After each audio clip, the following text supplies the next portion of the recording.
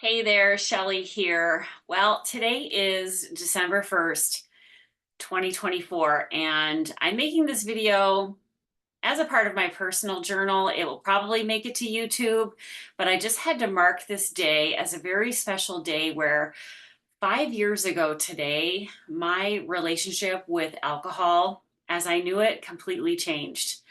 I, Someone said, "Oh, I didn't know you had a problem." And I'm like, well, the way I would define a problem, it's relative. If someone says, "Oh, yeah, I'm so busy, I'm so busy," well, being busy is relative. If someone says something is expensive, um, it might be expensive to one person and not to another. And same thing with a problem. If someone thinks something is a problem, what I would define it as a problem is if something is taking away from you more than it's giving, then it's a problem. Um, so I would assign the word, I was having a bit of a problem or an issue with alcohol in the fact that it wasn't lining up with my lifestyle. Um, I really did feel out of alignment. I remember I was doing yoga and I still do. I would do yoga and exercise during the day.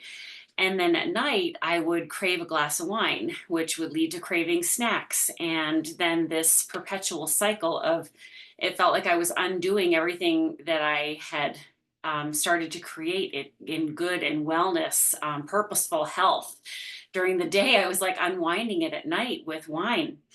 And I realized I went from, I don't know where this happened, and I'm going to do another video about this because alcohol goes on an upward trajectory, and usually there is an escalation point. Like, you don't just become addicted or you don't just become somebody that has a problem with alcohol. It is a slow, steady, insidious habit, disease, whatever you want to call it, it can easily creep up on you. So all I know is I was craving it more, and I was no longer somebody that could just take it or leave it. Once upon a time, I never thought about alcohol. I didn't care if somebody offered me a drink and be like, "Oh, maybe I will."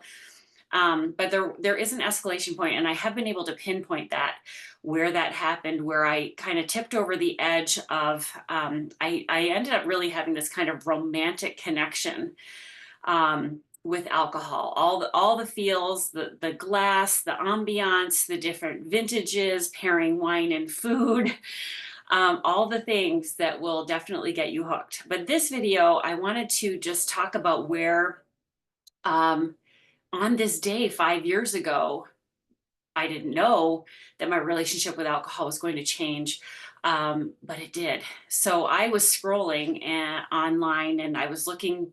I'm not exactly sure what I was really looking for, but what popped up was, are you drinking more than you think you should be drinking? Would it feel better if you drank less? And I was like, yeah, because I had been kind of struggling on and off with alcohol. And there's a term, and I'll talk a little bit more about this again in subsequent videos and in some of my writings, is called gray area drinking. So I was a gray area drinker. And although I don't love labels, when I learned about gray area drinking, this made me feel like, yeah, that's me. And when I know like that's me, then I can put a plan into place to figure out, like, kind of reverse engineer where this started and then go forward and plan solutions. So a gray area drinker is, if you think of drinking on a spectrum, um, I was not somebody that had a DUI or it was affecting my job, or I hate to say the person like under the bridge in the paper bag. I don't like to say that, but I just said that anyway. So that's this side of the spectrum. And the other side is I might have a glass of wine at a wedding. Um, I might drink now, but I won't drink until maybe New Year's. Maybe I'll have a drink every now and again. And then the gray area, so those are two opposite ends of the spectrum. The gray area is in the center, where what would signify a gray area drinker is somebody who drinks fairly regularly. Like happy hour might turn into, when I get home, I'm going to have a glass of wine because I'm cooking dinner. And while I'm having dinner, I might have another glass of wine. And while I'm cleaning up from dinner, I might have the third glass. And oh, well, there's only a little bit left in the bottle. Maybe I'll have the rest. 4 glasses are in a bottle of wine. And that started to become kind of a regular habit that was frustrating me and going against my goals of I want it to be clear. I wouldn't say necessarily, I don't know if I would define it as hangovers, but I would feel like foggy in the morning and frustrated.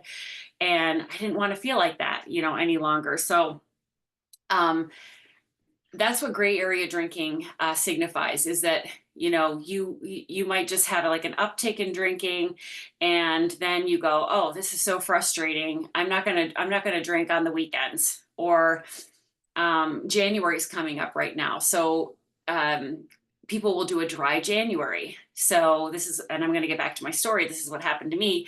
I did a sober challenge, so sober challenges will come up, so gray area drinkers can quit. We quit all the time. Usually gray area drinkers are high achievers, high achieving business people. They set goals for themselves. They really do care about their health and wellness. They're not irresponsible. They hold down jobs, they pay their bills, and so on. But they are drinking more than they want to, and they crave it more. And they find themselves saying no less often, even though they want to say no. They just find themselves craving it a little bit more. And so this escalation of drinking happens. Now, is drinking addictive?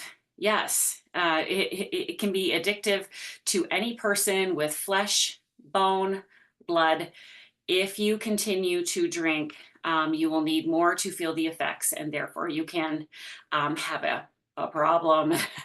You can become addicted to it, and it is just harder to break that addiction. So there's definitely more I want to talk on about that. So I found myself really frustrated, and I would say I entered into wanting to stop drinking, honestly, more on a vanity perspective. Like, I was just so frustrated. I couldn't lose that extra 10 pounds. And I remember one time I went on a diet program, a weight loss program, and I stopped drinking for 85, yeah, it was 85 days. And I lost weight, and I lost weight on that program, not just because of stopping alcohol, but I did change my eating patterns, which I do want to talk about that, how I want to help. I help women. I want to help more women. I've helped myself to really change your relationship with alcohol and food, um, without feeling deprived or using so much willpower. So why did this time that I stopped drinking, why did it work this time and it didn't work all the other times that I had tried? Well, one of them is, it really wasn't my goal to stop drinking. I didn't think I had that much of a problem, but I wanted to be able to take it or leave it. And I just found like I couldn't take it or leave it. It's like I craved it more, but I could stop for periods of time. Does that make sense? So I could stop for periods of time, but then I always went back. Sounds like a bad boyfriend, right? Well, it is.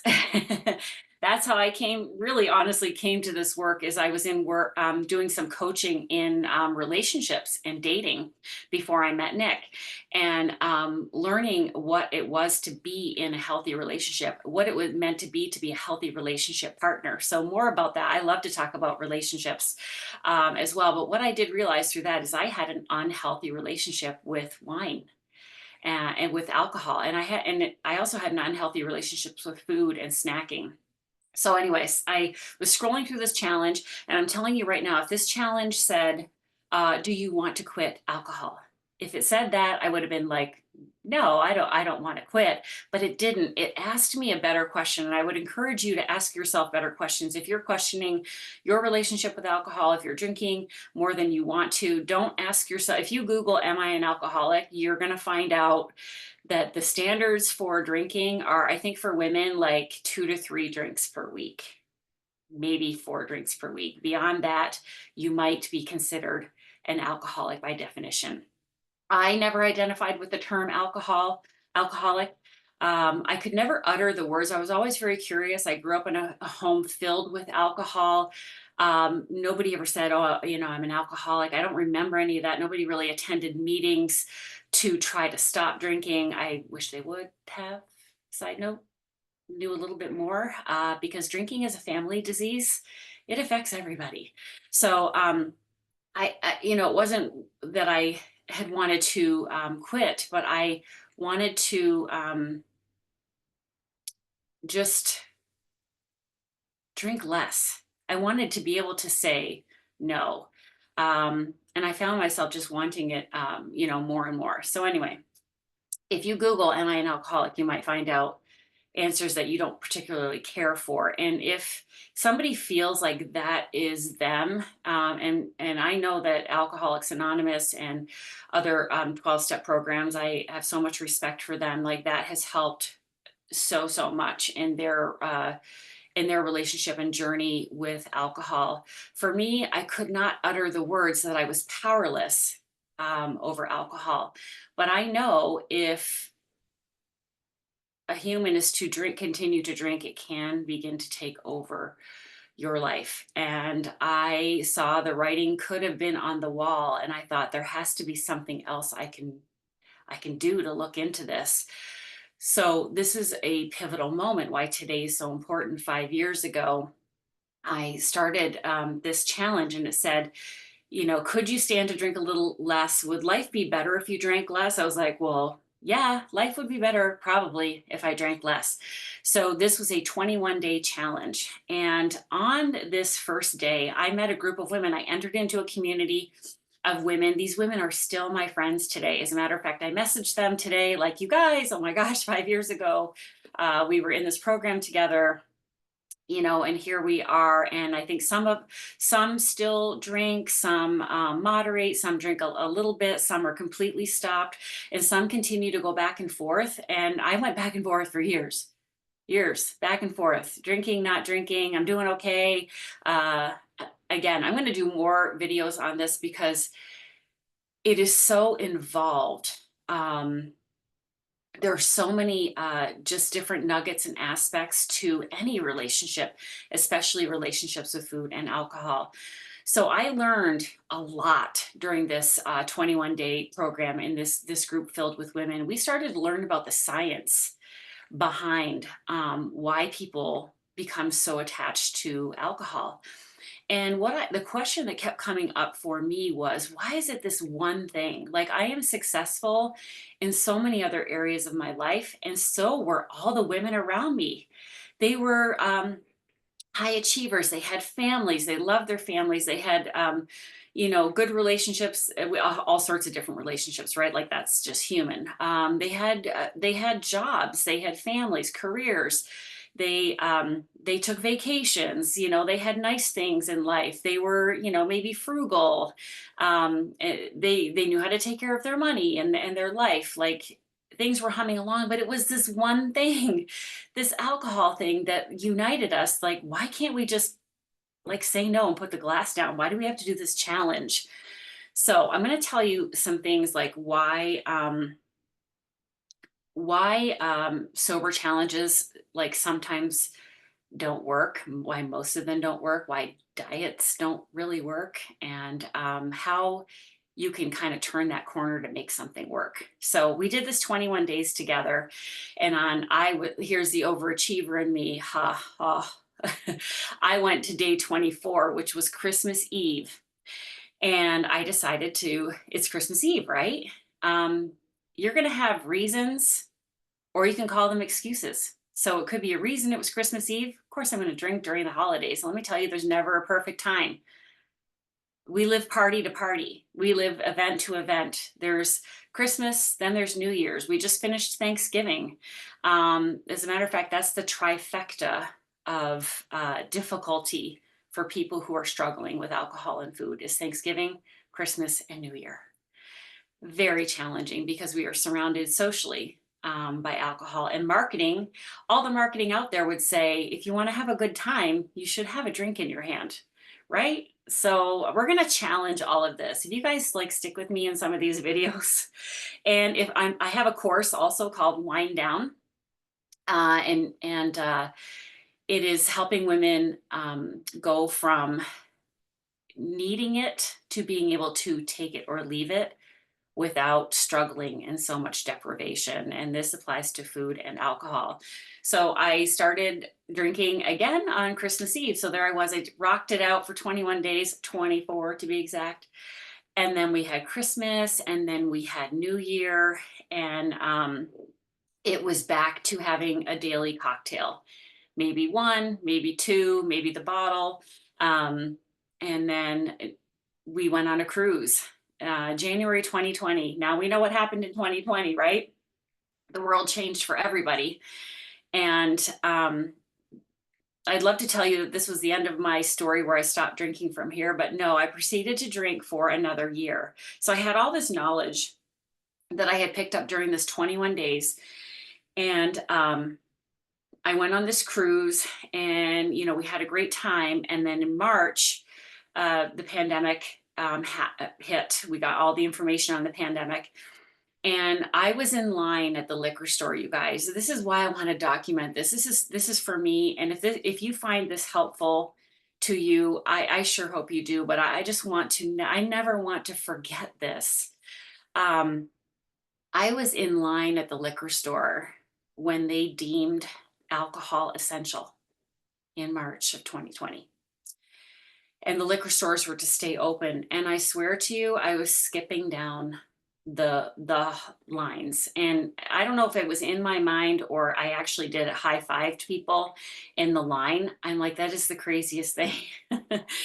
So I remember leaving with boxes of wine, because when you drink more than you want to drink, you will go from bottles to boxes. It sounds way better in the recycling bin, by the way. So yeah, people who want to stay in their habits will always find good reasons for their bad habits. Okay, write that down. So I had boxes in my car and some bottles. And I remember calling my friend on my way home, and I said, it felt weird. Why? I felt kind of weird. Like, why was alcohol deemed essential? Like, why would they do that? I mean, I was glad, and she said, Shelly, don't you get it? They cannot have the hospital beds filled with people who are panicking about alcohol, or I think they call it DTs, like the alcohol withdrawal is really, for someone who is on this end of the spectrum where they need it, that they cannot go hours or a day without it. That is not gray area drinking. That is way over on this side of the spectrum. And they cannot have the hospital beds filled with these people that depend on alcohol to live and function. And I also heard this from my friend too, and it broke my heart, that people who consume that much alcohol, they really, at that point when they are over here, they are not consuming it to feel better or to feel drunk or to get a high. They're actually doing it to feel normal. And that just really gets me in the gut. And we need to talk more about this. So this is another reason why I want to do this video, because I want to normalize this conversation. And I'm not going to cry. I want to normalize this conversation. So I said, wow, they don't want the hospital beds filled with people who depend on alcohol. Okay, got it. Got it. And I felt sad. And I can just continued on my merry way. I was at home, and I thankfully was still connected to this group. We stayed connected on this app called Marco Polo. Some of us were drinking, some of us were not drinking. And I committed to myself, you guys. This was a commitment that I made. I committed to myself that I was going to learn everything I possibly could about alcohol and why this one thing had a freaking hold on me. And you know what I felt like it was? Have you seen the Jungle Book? Mowgli in the Jungle Book, in the movie The Jungle Book, the Disney, got to do the Disney, when the snake is going around him, and the snake is going around him and going around him, and he's mesmerizing him, and you can see Mowgli's eyes are all swirly, swirly, and then squeezes the life out of you. And that is exactly what alcohol wants to do. It wants to go around and around and around and squeeze you. And so I wanted to just find out why I was allowing this thing that I knew was not the best for me to continue to be such an ever-present force in my life. And something I thought of today, and I'm gonna write this down in a post, is that that day, alcohol went from being my ruler to my teacher. I don't regret one thing. Everything, I have a win or learn mentality. I'm either winning in life or I'm learning. And I took that mentality and I said, I am going to learn all I can. Nobody can ever take away from you the knowledge that you learn. So if I went along like those 21 days or 24 days without alcohol and then I drank again, I would never consider myself back on day one. Oh, day one, got to start all over again. Well, I can't say never because I did for a long time. I considered myself back to day one. So this is why sober challenges don't work. So let me kind of reframe that. Why sober challenges and diets don't work is because if your brain is not fully in the game for what the true meaning of progress is on the win or learn mentality spectrum, it's like I did not lose by drinking again because I did not get rid of everything I learned about alcohol. I just continued to learn. So nothing erases the 21 or 24 days I had under my belt. If I were to drink again today, so January will mark 4 years since I've had a drink. If I were to have a drink today, I would not take myself back to, so now I'm at let's say 1400 days. I would not say I'm back on day one and now I have to restart my clock. To me, that is not necessary. And it's defeatist to do that,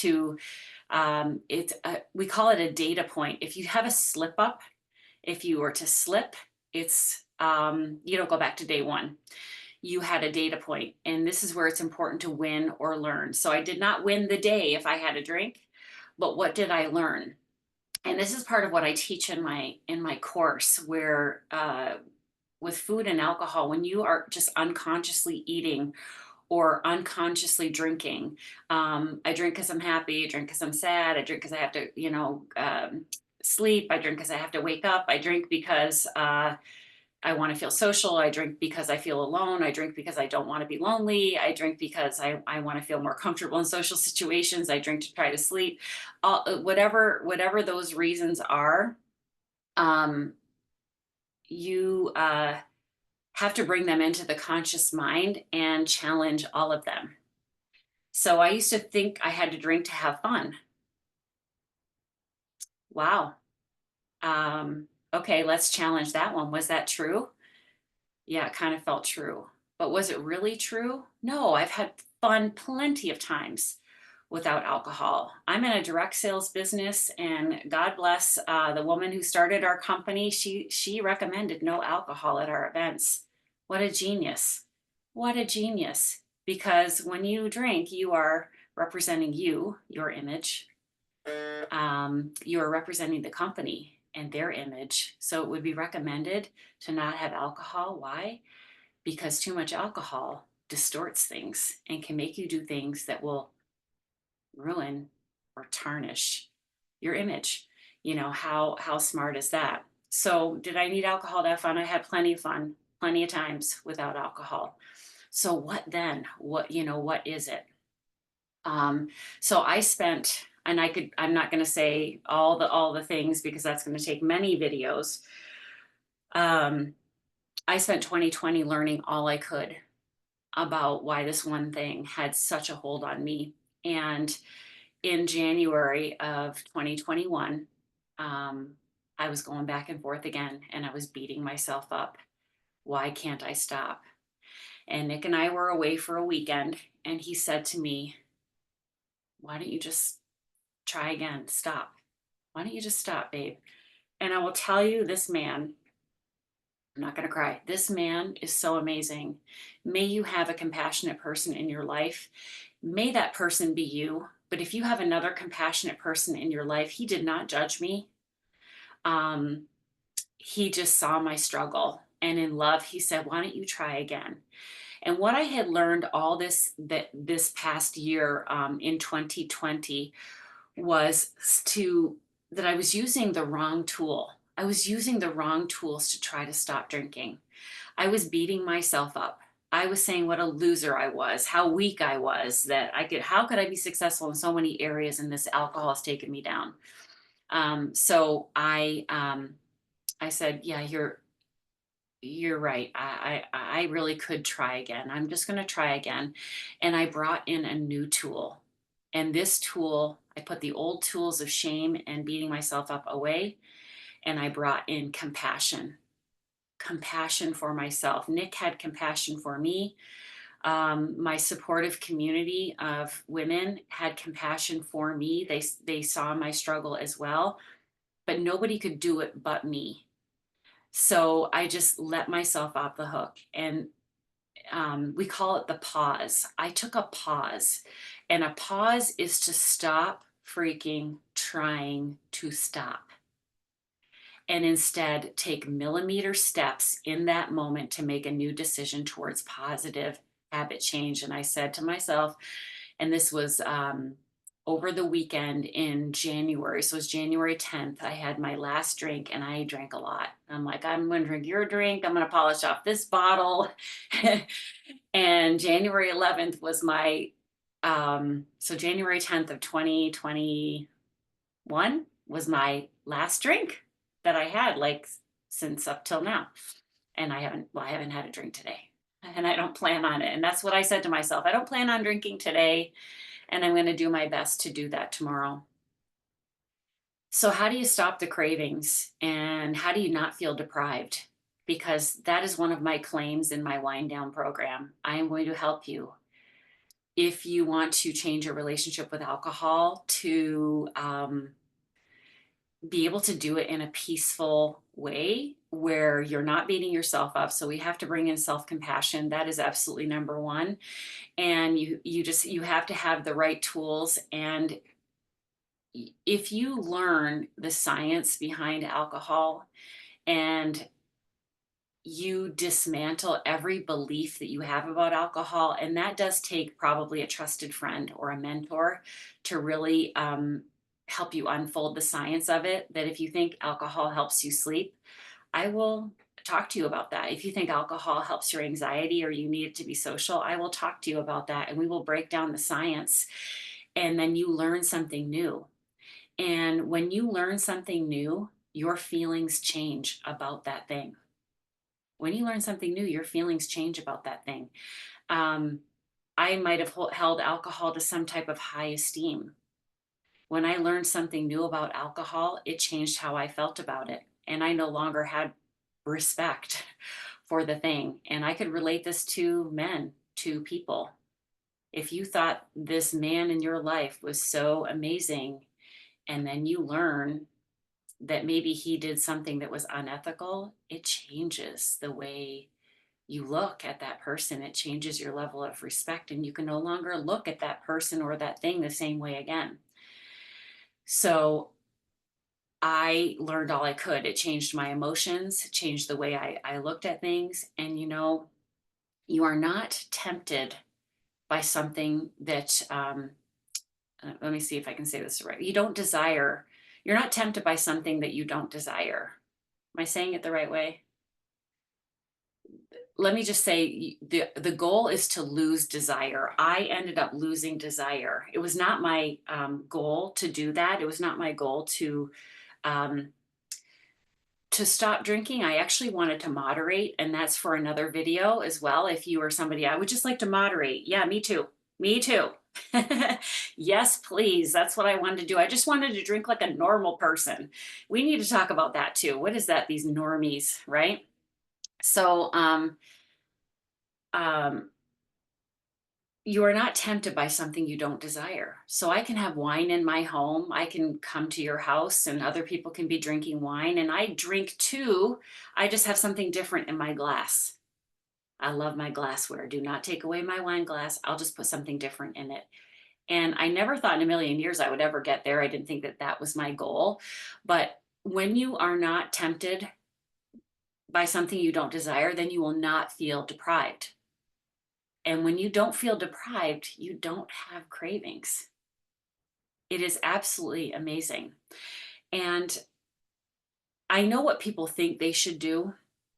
And I'm going to end here. What people think they should do is just quit, just like stop, just pour all the bottles down the drain, just throw all the snacks out. And I'm here to tell you that's probably not going to work because you're smart. You have a car. You could go buy new snacks and new wine.